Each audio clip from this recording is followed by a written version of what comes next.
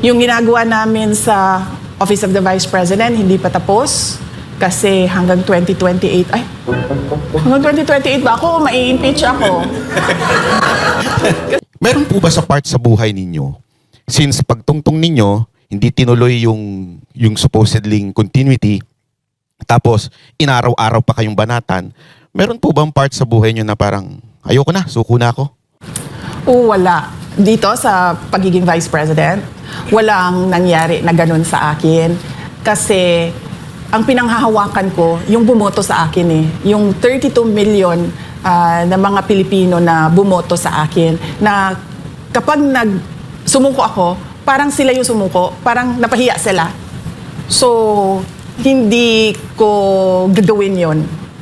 Kaya ako, noong binabanatan na ako, hanggang ngayon binabanatan pa rin ako, hindi talaga ako susuko. Kaya nga, di ba, yung iba sabi nila na magre-resign na ito or i-impeach ka. Parang sa akin, hindi ako magre-resign.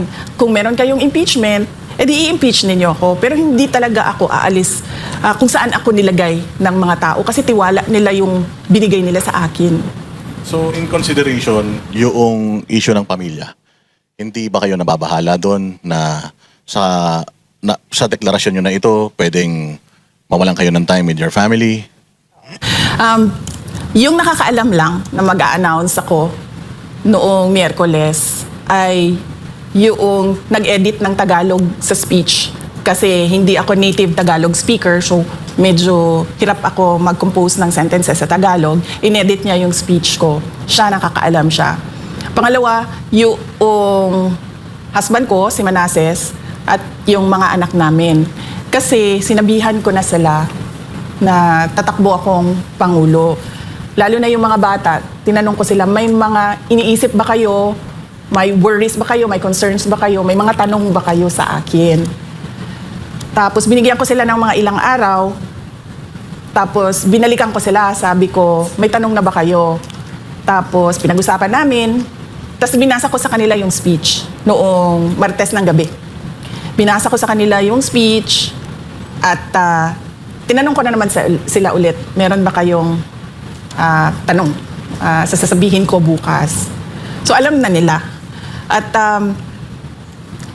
nasanay na rin sila sa nakaraan na 2.5 years na Vice President ako na ano talaga, minsan nandyan, minsan wala. Tapos dumagdag pa yung nangyari kay dating Pangulong Rodrigo Duterte. So parang naka-adjust na yung mga anak ko sa trabaho ko. At paniwala ko, hindi na rin, kasi mas mature na sila ngayon, tumanda na yung mga bata simula noong 2022. So paniwala ko, maiintindihan na nila kung ano yung mga kailangan ko gawin para sa bayan.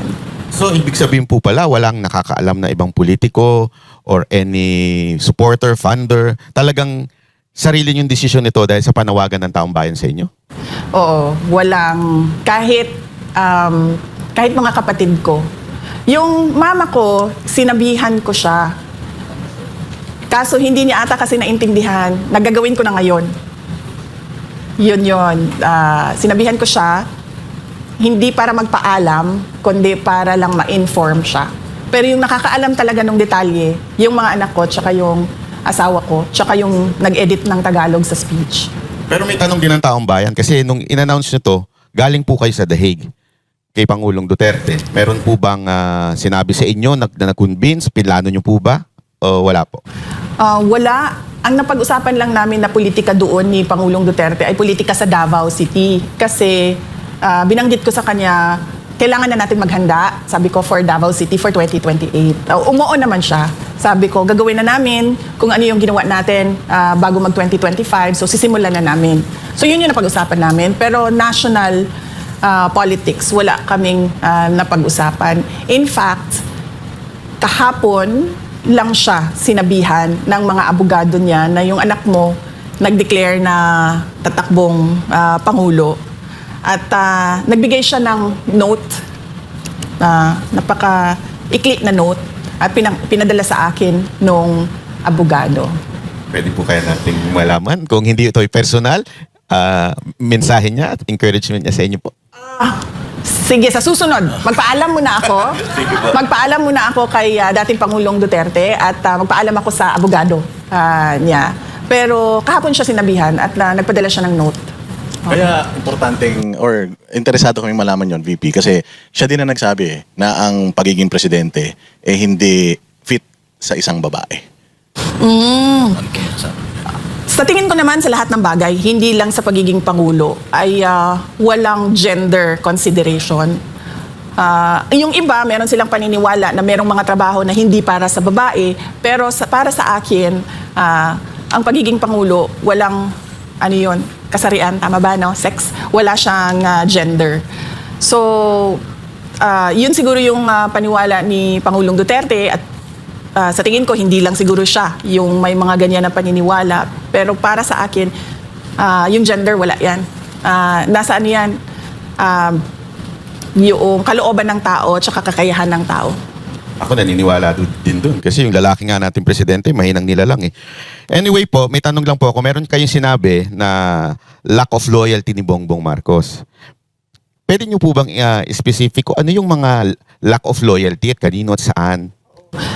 May dala kong kopya ng speech ko tapos babasahin ko lang ulit para naiintindihan ng mga nanonood saan doon sa speech yon. So ito yon, no? Sa unang mga buwan pa lang ng aming termino, nakita ko na ang kawalan ng katapatan ni Bongbong Marcos Jr. sa mga pangakong binitawan noong kampanya, pati na sa kanyang mga sinumpaang tungkulin para sa bayan. Kasi napansin ko na wala talaga siyang sinseridad sa trabaho. Noong una, pag-upo namin, nagpapatawag siya ng meeting. Meron kaming mga cabinet meetings.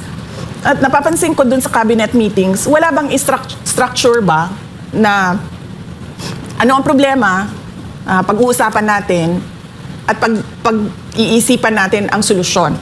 Tapos mag-uutos ka na nun.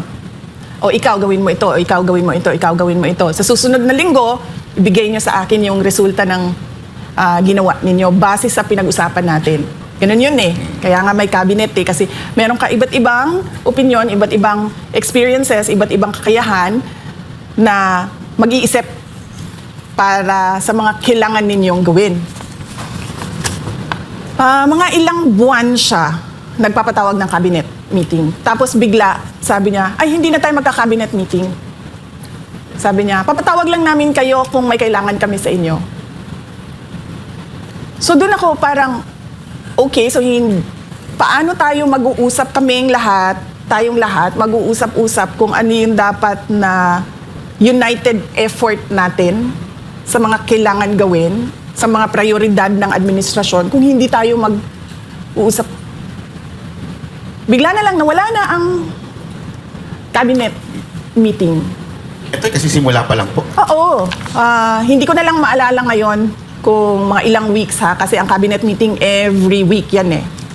So mga weeks or sabihin na natin siguro 2-3 months into the term, biglang wala na, papatawag lang namin kayo. May sinabi po ba siyang dahilan? Bakit wala ng cabinet meeting? Wala siyang sinabing dahilan. So parang ako, nagulat ako na parang ganon.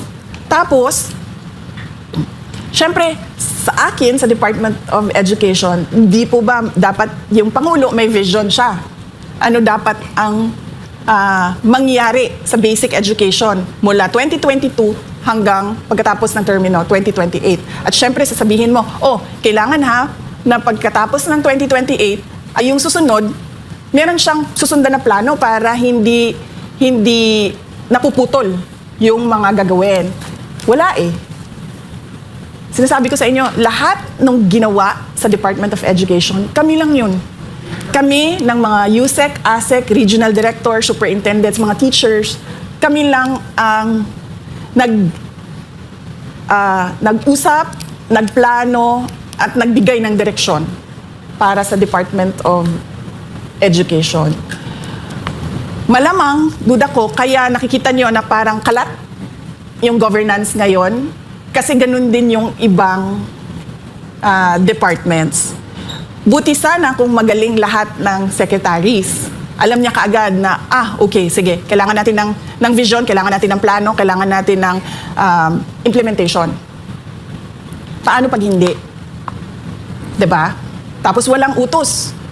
Walang nag-uutos sa'yo na presidente. At walang nagbabantay sa iyo na presidente. So yun yung na-disappoint ako ba? Na kasi akala ko, mabilis, tuloy-tuloy yung trabaho. Tapos sasabihin mo sa mga tao, oh, ito nagawa na natin, ito gagawin natin sunod. Mga ganon. Walang ganon na nangyari. Nagmi-meeting kami, example, nagmi-meeting kami for DOTR, infrastructure sa mga iba't ibang big ticket projects ng DOTR. Napakahalaga nun. Kasi yung public transport natin, di ba? Sobrang, one of the worst siguro in the world. Tapos, merong mga nasimulan na, nagtataka ako, bakit hindi nila pinapansin? Nasimulan na nung nakaraang administrasyon So, ang gagawin mo na lang, tutuloy mo na lang yun, popondahan mo yung mga kailangan pondohan. Tapos, magbebenepisyo na yung mga tao nun. Wala, hindi pinansin, hindi tinuloy. So, ako, nag-ano na talaga ako, na parang tipong, naramdaman ko, the moment na naging presidente siya, yun na yun. Parang, that's it. Naging pangulo na ako at tapos na yung mission ko sa buhay. Yun yung napansin ko sa nangyari noong ako ay nasa gabinete.